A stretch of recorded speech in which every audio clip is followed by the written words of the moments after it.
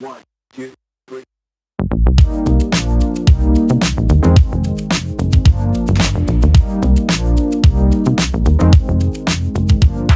Hey everybody, welcome back to my channel. Drew here from Lone Fox, and we have another episode of a series that I actually haven't done an episode of a while in.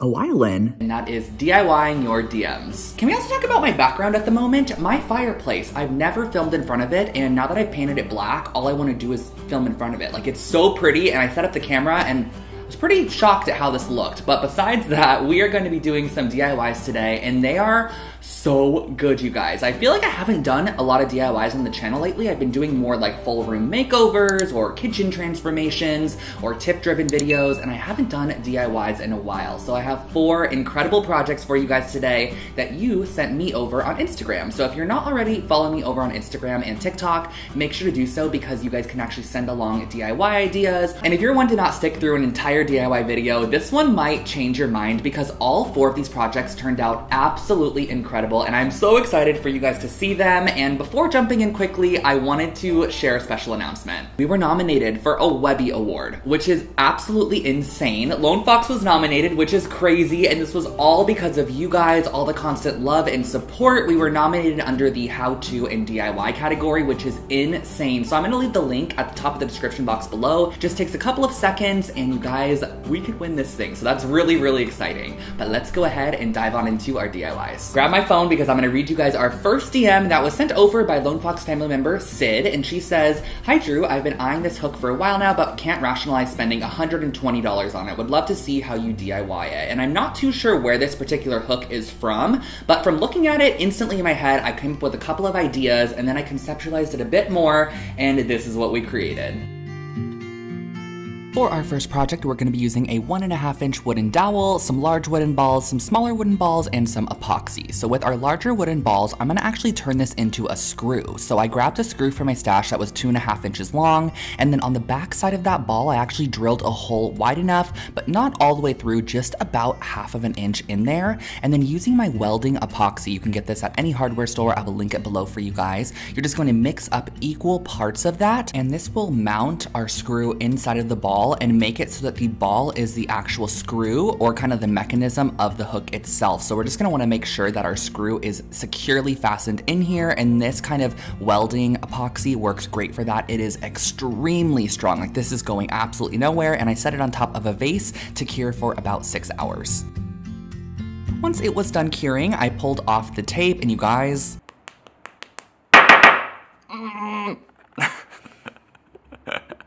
it's not coming out. It wasn't really going anywhere, so I grabbed some gloss glaze. This is the Sculpey gloss glaze, and all the materials I'm using for all of these projects I will link below for you guys, so just make sure to check the description box. So I painted the larger ball with the gloss glaze only, and then over on the smaller ball, I'm using some gold paint just to go ahead and paint on this ball here. Now I'm gonna do 2 coats of the gold paint and then 1 coat of the epoxy just to make it nice and shiny. I went outside and cut down my dowel to about 9 inches tall, but you can adjust it to whatever height you'd like it to be. And I went ahead and glued on my smaller one. As you can see, it had a hole in the backside, but I just hid that on the backside. And then I figured out where I wanted my larger ball screw, or the actual piece that is going to mount this to the wall, to go. And I drilled directly through my dowel. Now this is an oak dowel, and it was surprisingly hard to drill through, but I got it through, and as you can see, our nice screw ball, that sounds so strange, fits right through. And all you have to do to mount this on the wall is simply place the screw through your dowel and then just screw it right into the wall. You might wanna drill a hole first, a little bit smaller than your screw, but once you have it in, it is nice and firm, and I just love the minimal kind of Scandinavian vibe of this. I feel like it's very sculptural, but also functional.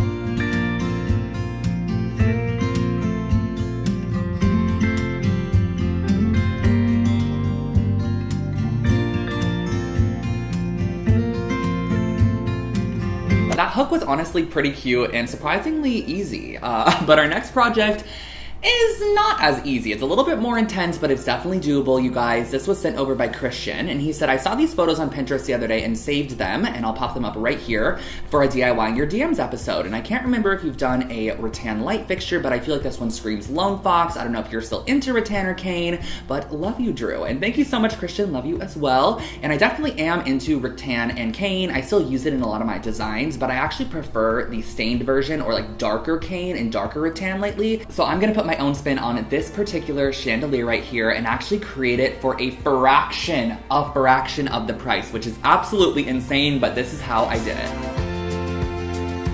The first material we need for this project is some woven cane, and I got this at a local shop here in Los Angeles, the Cane and Basket Supply. I will link them below. They are incredible, you guys. I actually loved this color of cane and asked them like why it was this color, and they said it was because it was 50 years old and they sold it to me for $2.50 a foot. So I was pretty excited about that.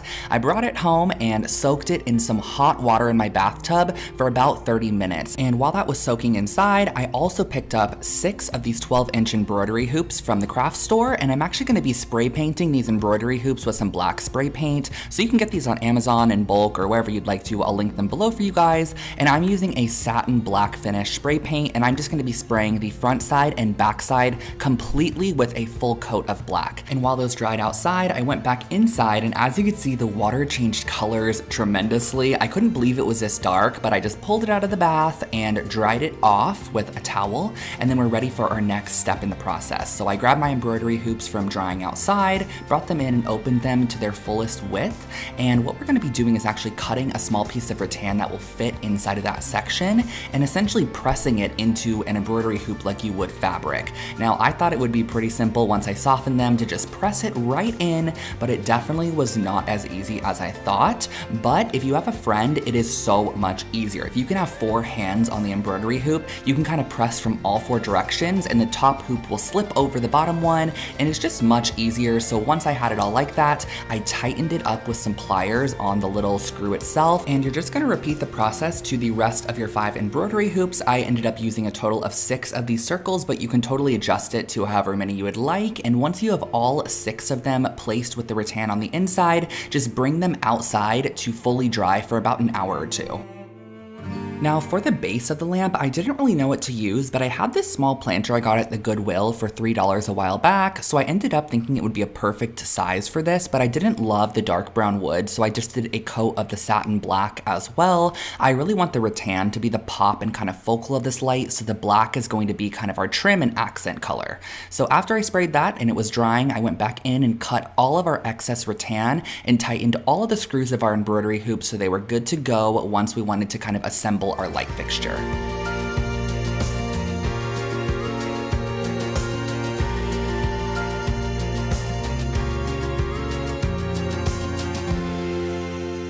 I will say the hardest part of this entire process was drilling the hole in the top of our pot here. It wasn't hard, it was just a little scary, but I got it, do not worry. Now I'm slipping in an IKEA light cord. I use these for all my DIY lights. They're just the best light cord, super simple and affordable.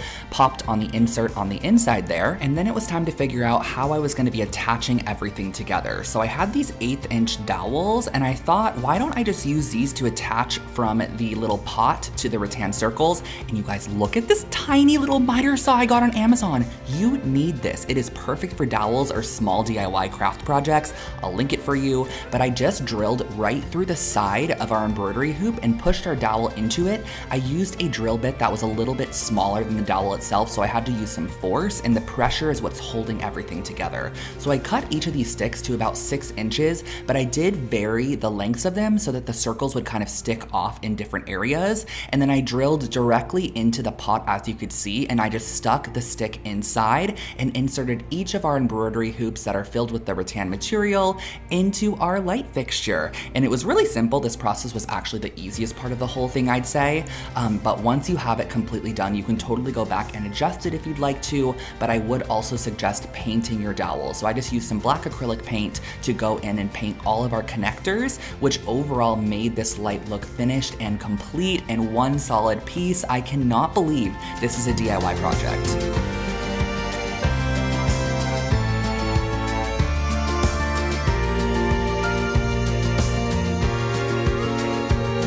Okay guys, don't click out yet. I promise you the next two projects are not as hard. They're really cute though, and our next one is from Caroline, and she actually didn't send a message. She just wrote DIY my DM and sent a photo of her DM. And you know what, Caroline? I am going to do just that. And she actually sent along this record player, which I believe looks handmade. It looks pretty simple, and I headed to the hardware store, got some wood and a couple of supplies, and actually created this for a very, very affordable price point. Project number 3 is the easiest furniture build ever. I picked up 3 of these boards from Lowe's. They are 16 by 48 and they are actually paneled and glued together, but I love that look because when you stain it, it almost gives you like this checkerboard effect. So on our first board, we're actually gonna be cutting this one down to 3 different sizes, and I drew a bunch of diagrams for this one. So as you can see, we have our 3 boards here to start. They were $15 a piece, and with our first one, we're gonna cut 3 15-inch sections out of it. So that's exactly what I'm doing now. And I think this wood was really affordable because it's actually glued together, but it's still really strong in the end, and I love it for this project. Now next for our cut, we're gonna take our second piece of wood and chop 9 inches off the bottom of that. This is going to be the top of our record player, and that 9-inch section that we cut off is gonna be the area on the side where we're gonna add our records to. So I'm just cutting that off right now, and when you piece your cuts together, it's gonna look something like this. So I ended up using my nail gun just to hold the pieces together while I went in with my drill to drill some pilot holes. Now this is totally necessary when you're using wood like this because you're not gonna want the screw to split it. So drill a pilot hole first like this, and then drill your screw in next. And I'm using 2.5-inch screws here, and I just always use the same exact one. I'll link them below for you guys. They're my favorite. So I screwed on our top portion first, and then I'm screwing on the bottom here. So this is gonna be flipped over, and that's going to be the base of our unit. And you're also gonna wanna add that last 15-inch section to that far edge, and then drill all the pilot holes in this area as well, and screw directly in to create this base here. Now it looks a little crooked on camera, but I promise to you it wasn't. The floor is just crazy. And now we're gonna go ahead and create the legs, which I wanted to give this piece more of a mid-century leg. So I went ahead and cut down a piece of wood to 9 inches tall. And what I'm gonna be doing is measuring over 2.5 inches on the top and 1 3/4 on the bottom. Connect those lines together, and that's gonna give you the angle you need. And you can just repeat that process all the way across your wood to get however many legs that you want. And I ended up needing 4 of them. So these are my cut out legs here. And I went to go place them on the bottom, but I realized they just stuck straight up and down, which was not the look I was going for. I really wanted a bit of an angle to them. So all you have to do to get that angle is just go ahead and measure 1/2 inch to nothing on the end there. If you can see, I'm going from 1/2 inch on one side to nothing on the opposite side, chopping that off and using some L brackets to mount this onto the bottom of our piece. Now it's really nice actually having this paneled wood because it kind of acts as a line for you, so you know exactly where to put your legs. So I just followed the paneling on the wood and just made sure that they were all in the right place. And I did use 2 brackets on the front side and back side of each leg, and I just made sure to set the front leg back far enough to where the only way you'd see it is if you're really underneath it and up close to it, you know, but it really did need this structure and durability, so I wanted to make sure to add 2 brackets to each side, and I flipped it over, and I was thoroughly impressed with this piece, you guys, but the staining is what really made it come to life. I used this special walnut stain by Minwax, and because of the paneling of this wood, every single section on this media console literally was different tones, which I loved so much. Like each little piece of wood had its own little moment, and all the knots really popped out, and overall I just feel like this wood stained beautifully. I could not believe this ended up being a $50 record player in the end. Everything looks so high-end, and it looks like a piece you'd find at Urban Outfitters.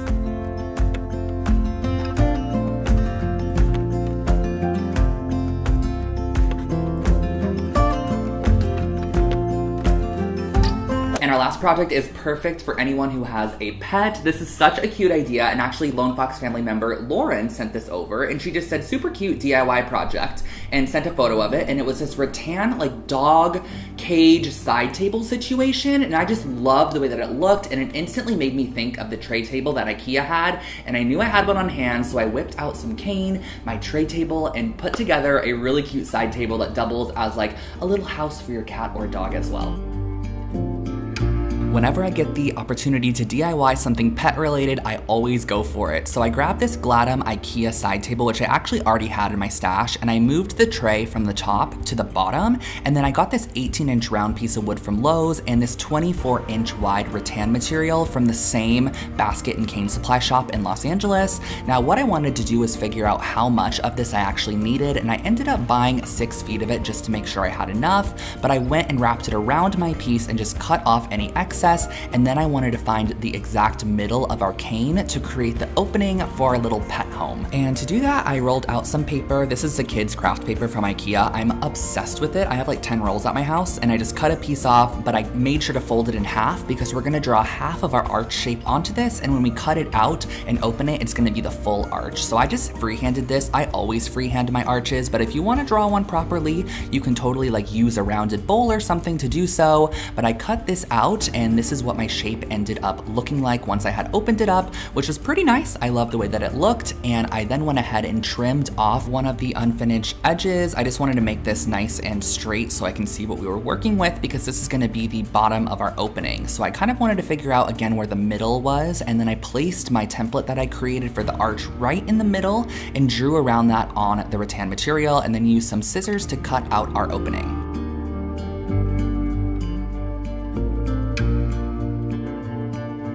Once that opening was cut out, I also got some reed spline from the same store, and I wanted to just glue this around to create a nice casing and just overall finish off the piece. But as I started to glue it and wrap it around, it snapped. So I had to go in with a new idea. So I actually just grabbed some macrame cording and used 3 pieces of it, and it was a lot easier. I was easily able to, of course, wrap this and kind of create a finished edge on our rattan material. Some hot glue to the bottom there just so that it didn't fray. Now for the wood top, this is an 18-inch wood round I got at Lowe's, but the thing is it doesn't fit properly on top, but it almost does. So I marked exactly where all 4 sides where I needed to kind of Dremel out a small piece of the wood, and I did that all the way around the table there. As you can see, it's just so close to fitting, but sadly it didn't fit. So I just used a Dremel, which I'm very excited I finally got to use this. I've had it for a while, and I Dremeled out some small sections. It was super easy. I love this tool, and it just slipped right in to our side table there, and that's going to be the top of our table. So now we're going to go ahead and just start wrapping the cane material around to figure out where or how tall I want this to go. And once you figure out the height that you want for your rattan, just cut it off. And the great thing about rattan is it's kind of like a grid, so you can just cut it on the grid. You don't have to use any rulers or anything. And I figured out where I wanted that to go, and then I decided to finish off the top and bottom edges before applying it. And I just went ahead and used this 5/8 inch wood piece. I don't exactly know what this is used for. I actually think it might be for weaving baskets, honestly. So I glued that on the top and bottom there, and then I slipped it in. And the great thing is that the actual legs of the table hold it inside, but the tray at the bottom is what gives it that rounded shape. So I'm just wrapping it around, and the rattan itself, of course, is pretty sturdy, so it's gonna stand upright. And I just glued this to the bottom of the tray there. And then on the back side, I went ahead and cut down the middle of the back so that we could create a seam. And I'm gonna finish that off with some of that same wood material we used on the top and bottom. That material is actually really nice. It gives you a nice clean finish, and overall just makes the rattan look like it was woven for the piece, as opposed to like you making it for the piece. So I glued this strip down the back side, and I also added one on the inside as well, just so you couldn't see that glue or any of those raw edges on the inside. And the final step was to add a finish. Now you can go ahead and stain the top of the wood if you want to, or paint it, but I just wanted to give it a clear coat because I like how the wood matched the cane. So I just felt like it was pretty cohesive, and this is how the finished pet home turned out.